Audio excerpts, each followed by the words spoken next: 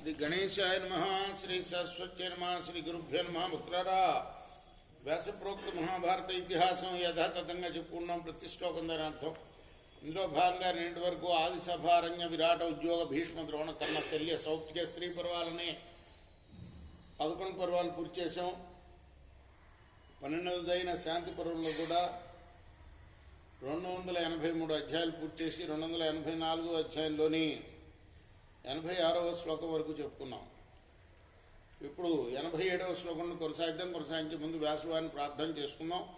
వ్యాసాయ విష్ణు రూపాయ వ్యాసరూపాయ విష్ణవే నమో వై బ్రహ్మనిదయే వాసిష్ఠాయ నమో నమః.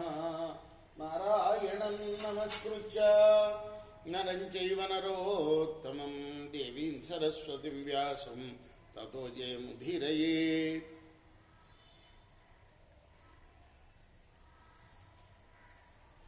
అంజనానందనం వీరం జానకీ శోకనాశనం కపీసమక్షంతారం వందే లంకాభయంకరం. సదా నింబవృక్షస్య మూలాధివాసాత్ సుధాశ్రావిణం తిక్తమప్యప్రియంతం తరుం కల్పవృక్షాదికం సాధయంతం నమామీశ్వరం సద్గురుం సాయినాథం. సమర్థ సద్గురు సాయినాథ్ మహారాజ్ కీ జై. నమోస్తు శయమానాయ శయితాయోద్ధితాయ చ స్థితాయ ధావమానాయ ముండాయ జటిలాయ చ. సహస్రనామ స్తోత్రం చెప్పుకున్నాం మనం. దత్తుడు శివుడికి చేసిన స్తోత్రం. శివుణ్ణి ఈ సహస్రనామ స్తోత్రం చేయంగానే ఆయన ఆ దక్షాధ్వరం అంటే దక్షుడి యొక్క యజ్ఞవాటిక మళ్ళీ యథావిధిగా మళ్ళీ తయారైంది, ధ్వంసమైందని అంతా కూడా అని భీష్ముడు చెప్పగానే ధర్మరాజు ఆ స్తోత్రం ఏంటో చెప్పు తాతయ్య అని అడిగాడు. ఆ స్తోత్రం చెప్తున్నాడు అన్నమాట.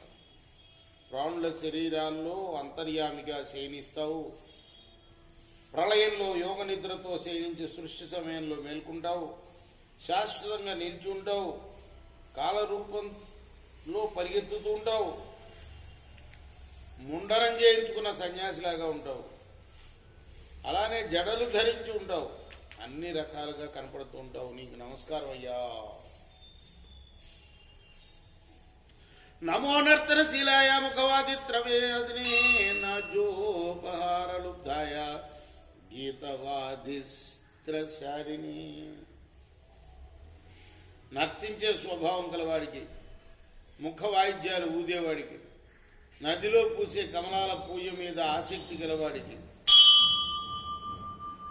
గీత వాయిద్యాల్లో నిపుణుడికి, అటువంటి నీకు నమస్కారం. నమో జ్యేష్ఠాయ శ్రేష్ఠాయ బలప్రమదాయ చ కారణాదాయ కళ్యాయ క్షయోపక్షాయ చ. వయసులో జ్యేష్ఠుడికి నమస్కారం, గుణాల్లో శ్రేష్ఠుడికి నమస్కారం, ఇంద్రరూపుడై బలాసురుని సంహరించిన వాడికి నమస్కారం, కాలనాథుడికి నమస్కారం, సర్వకళా నిపుణుడికి నమస్కారం, సంహార రూపుడికి నమస్కారం, అవాంతర ప్రయరూపుడికి నమస్కారం.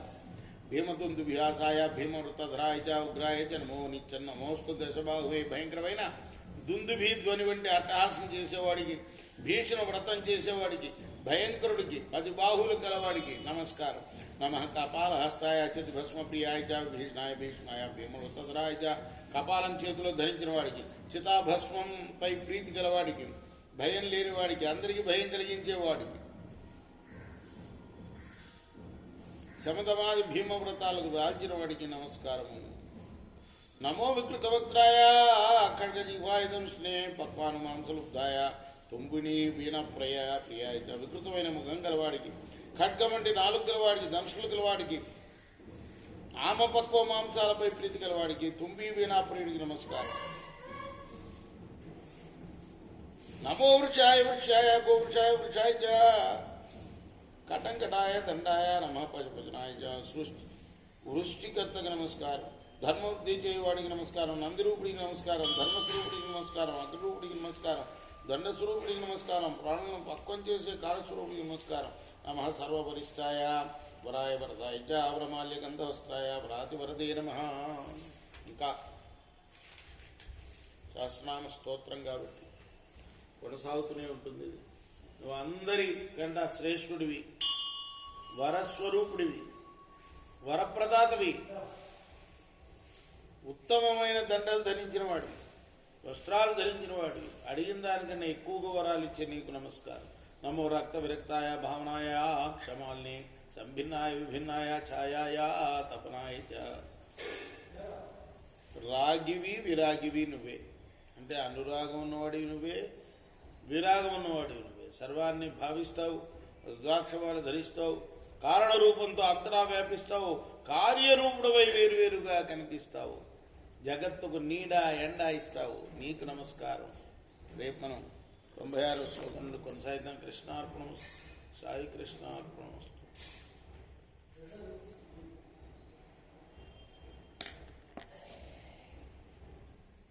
స్వస్తి ప్రజాభ్య పరిపాలయంతాం న్యాయేన మార్గేణ మహిమహీషా.